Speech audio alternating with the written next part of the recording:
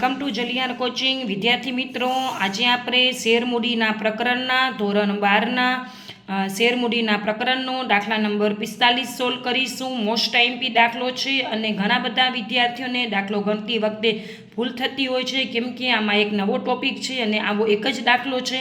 તો વિદ્યાર્થી મિત્રો જરૂરથી દાખલો જોજો. દાખલામાં ઘણા વિદ્યાર્થીઓ ભૂલ કરતા હોય છે. આ દાખલો સબ ઓડિટર, સબ એકાઉન્ટન્ટના મેન્સના વિદ્યાર્થીઓને અને ટાટ એચએસના વિદ્યાર્થીઓને અને ધોરણ 12ના વિદ્યાર્થીઓને હેલ્પફુલ થઈ રહેશે. રકમ એમ છે, પલાસ કંપની લિમિટેડે 2 લાખ ઇક્વિટી શેર દીઠ 10 લેખે જાહેર જનતા માટે બહાર પાડ્યા. અરજી વખતે 3.50, મંજૂરી વખતે 4, પ્રથમ અને આખરી હપ્તા વખતે 2.5 નક્કી કર્યા મંગાવવાના. જાહેર જનતા પાસેથી 2,30,000ની અરજી મળી, જેમાંથી 30,000ની અરજી નામંજૂર કરી અને બાકીની રકમ અરજદારોને પરત કરી દીધી. હિટ કે જેને 2500 શેરની અરજી કરી હતી તેને અરજી સમયે શેર દીઠ 10 લેખે પૂરેપૂરી રકમ મોકલી આપી. કંપનીએ તેના શેર બધા જ મંજૂર રાખ્યા. પ્રીત કે જેને 1500 શેરની મંજૂરી કરી હતી તેને મંજૂરી વખતે પ્રથમ અને આખરી હપ્તાની રકમ પણ મોકલી આપી હતી. વિદ્યાર્થી મિત્રો, આને એમ કહેવાય છે કે અરજી વખતે પૂરેપૂરા 10 રૂપિયા મોકલી આપ્યા એટલે એને કહેવાય અગાઉથી મળેલ બધી રકમો. અને પ્રીત કે જેને 1500 શેર મંજૂર કરવામાં આવ્યા હતા તેને મંજૂરી વખતે પ્રથમ હપ્તો, એટલે જ્યારે મંજૂરી મંગાવશું ને ત્યારે મંજૂરીના તો રૂપિયા દઈ જ દેશે, પણ મંજૂરી પછી જે મંગાવવાનું છે ને આપણે પ્રથમ હપ્તો, એના રૂપિયા પણ એડવાન્સમાં મંજૂરી વખતે આપી દે છે. એટલે આને કહેવાય અગાઉથી મળેલ હપ્તો અથવા કહેવાય એડવાન્સમાં મળેલ રકમ. આ સિવાય મંજૂરી તથા હપ્તા વખતે લેની રકમો પૂરેપૂરી મળી ગઈ. કંપનીના ચોપડે આમ નોંધ પસાર કરો, બાજે જરૂરી નથી. વિદ્યાર્થી મિત્રો, હવે આપણે સૌથી પહેલાં ગણતરી કરી દઈશું. દાખલાની સરળતા ખાતર ગણતરી કરી લેવાની.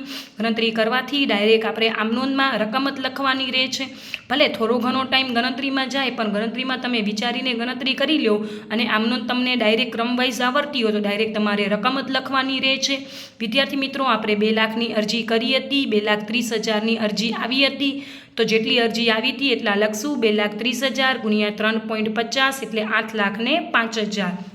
પછી વિદ્યાર્થી મિત્રો, તો હિટ કે જેને 2500 શેરની અરજી કરી હતી તેને અરજી સમયે જ, એટલે પહેલાં જે રૂપિયા મંગાવીને આપણે એને અરજી કહેવાય, અરજી સમયે 10 લેખે પૂરેપૂરી રકમ મોકલી આપી. એટલે અરજી સમયે અરજીના તો 3.50 મોકલ્યા જ, પણ પાછળ શું મોકલવાનું હતું, એને મંજૂરી અને હપ્તા એ બંનેના રૂપિયા પણ એને અરજી સમયે મોકલી આપ્યા. આને કહેવાય અરજી સમયે અગાઉથી મળેલ રકમ. આપણાને અરજી સમયે મળી જશે એટલે હિતના 2500 શેર, પણ અરજી સમયે પૂરેપૂરા 10 રૂપિયા મોકલે છે એટલે 2500નો સમાવેશ તો 2,30,000માં થઈ ગયો અરજીના રૂપિયામાં, પણ અરજી સમયે 10 રૂપિયા મોકલે છે એટલે મંજૂરીના 4 રૂપિયા અને હપ્તાના 2500 ગુણ્યા 2.50 એટલે આ વ્યક્તિએ અરજી સમયે જ પૂરેપૂરા 10 રૂપિયા આપી દીધા છે. 2500 ગુણ્યા 4 એટલે 10,000 ને 2500 ગુણ્યા 2.50 એટલે 6,250. બધાનો સરવાળો કરશો એટલે આટલા રૂપિયા તમને મળશે. એટલે પહેલી આમ નોંધ કરશું ને, બેંક ખાતે ઉધારીમાં આપણે લખશું 8,21,250. હવે જે આપણે 2,30,000ની અરજી આવી હતી તો 2,30,000 ગુણ્યા 3.50 એટલે 8,50,000, 8,05,000 થઈ જશે. આપણે અરજી તો ખાલી 2 લાખની જ કરવાની હતી એટલે 30,000 વધારાના આવ્યા હતા તો 30,000 પરત કરશું. તો પરત 30,000 ગુણ્યા 3.50 એટલે 1,05,000. 8,05,000માંથી 1,05,000 જાય એટલે શેર મૂડી બચશે 2 લાખ ગુણ્યા 3.5 એટલે 7 લાખ રૂપિયા. ખાસ નોટ ડાઉન કરજો વિદ્યાર્થી મિત્રો. હવે શેર મંજૂરી 2 લાખ ગુણ્યા 4 રૂપિયા, મંજૂરીના 4 રૂપિયા હતા તો 2 લાખ ગુણ્યા 4 રૂપિયા એટલે 8 લાખ રૂપિયા. આપણાને મંજૂરીના અમુક રૂપિયા અરજી વખતે મળી ગયા હતા. 2500 ગુણ્યા 4 રૂપિયા અરજી વખતે મળ્યા હતા એટલે એને કહેવાય અગાઉથી મળેલ મંજૂરી. જે મંજૂરી ટાઈમે નહીં મળે, અરજી વખતે મળ્યા હતા એટલે મંજૂરીમાં પ્લસ કર્યું, અરજીમાં પ્લસ કર્યું હતું મંજૂરીના રૂપિયા, અને જ્યારે મંજૂરી મંગાવશું ત્યારે એટલા ઓછા રૂપિયા મળશે એટલે માઇનસ કરશું. અગાઉથી મળેલ અરજી વખતે 2500 ગુણ્યા 4 રૂપિયા એટલે 10,000 રૂપિયા. છે કે પ્રીત કે જેના 1500 શેર મંજૂર કરવામાં આવ્યા હતા તેને મંજૂરી વખતે જ પ્રથમ અને આખરી હપ્તાની રકમ મોકલી આપી હતી. એટલે પ્રીત નામના વ્યક્તિએ જ્યારે મંજૂરીના રૂપિયા મંગાવ્યા હતા ₹4 ત્યારે એને મંજૂરીના રૂપિયા આપી દીધા અને પ્રથમ અને આખરી હપ્તાના રૂપિયા પણ આપી દીધા. એટલે મંજૂરી વખતે હપ્તાના રૂપિયા આપ્યા એટલે આને કહેવાય અગાઉથી મરેલ હપ્તો. કરશું અગાઉથી મરેલ હપ્તો. આ મંજૂરીના નથી, હપ્તાના છે જે અત્યારે મળી ગયા છે. તો 1500 ગુણ્યા 2.50 એટલે 3750.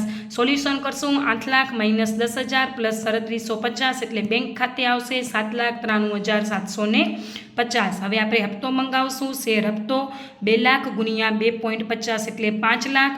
હવે તમે જોશો ને તો અરજી વખતે હપ્તાના રૂપિયા મળી ગયા હતા તો આપણે અરજી વખતે પ્લસ કર્યા હતા, એ હવે માઇનસ કરી નાખશું. 2500 ગુણ્યા 2.50 એટલે 6250.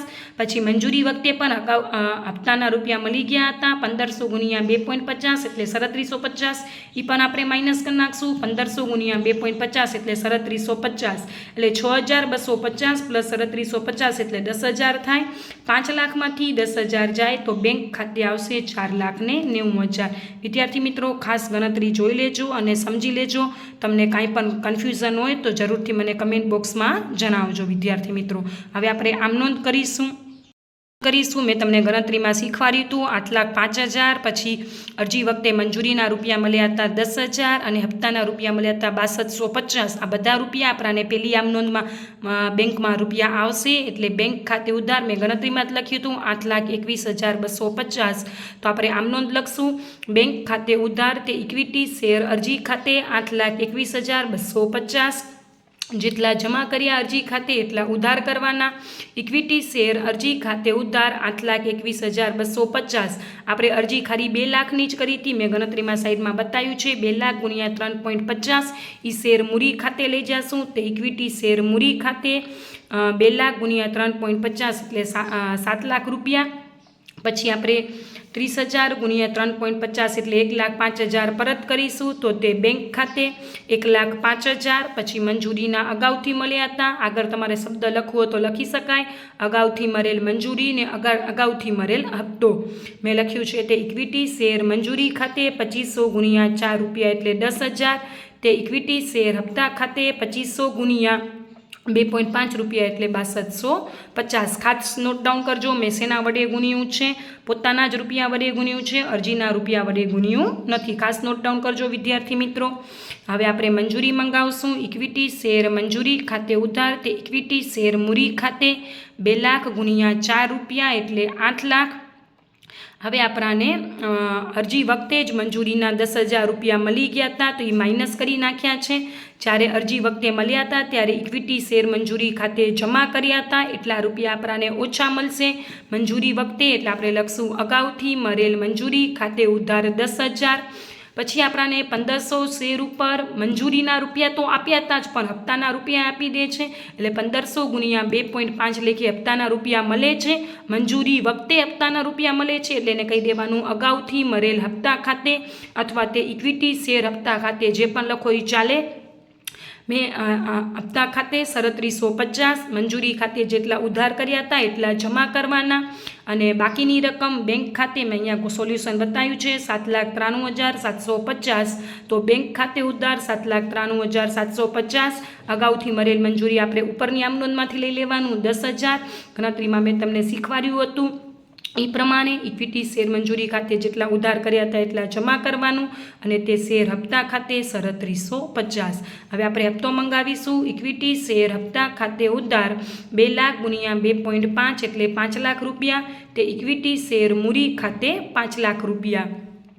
પછી આપણાને હપ્તાના રૂપિયા અરજી વખતે 6250 મળી ગયા હતા અને મંજૂરી વખતે 3750 મળી ગયા હતા. આ બંને મળી ગયા હતા. અરજી વખતે મળ્યા હતા એટલે જમા કર્યા હતા, મંજૂરી વખતે મળ્યા હતા એટલે જમા કર્યા હતા કેમ કે એને અગાઉથી મરેલ હપ્તો કહેવામાં આવે છે. પણ હપ્તા વખતે એટલા ઓછા રૂપિયા મળશે એટલે એને ઉધાર કરી નાખશું. તો લખવાનું અગાઉથી મરેલ હપ્તા ખાતે ઉધાર, બેંક ખાતે ઉધાર, અગાઉથી મરેલ હપ્તા ખાતે ઉધાર તે ઇક્વિટી શેર હપ્તા ખાતે. હપ્તા ખાતે અગાઉ જેટલા ઉધાર કર્યા હતા એટલા જમા કરવાનું. 6250 પ્લસ 3750 એટલે 10,000 થશે. 5 લાખમાંથી 10,000 જશે એટલે બેંક ખાતે ઉધાર આવશે 4,90,000। વિદ્યાર્થી મિત્રો ખાસ નોટ ડાઉન કરજો, મળવાનો બાકી હપ્તો હોય કે અગાઉથી મરેલ હપ્તો હોય બેંકવાળી આમ નોંધમાં જ એની નોંધ થશે, જ્યારે જામીનગીરી પ્રીમિયમ હોય ત્યારે શેર મૂડીવાળી આમ નોંધમાં એની નોંધ થશે।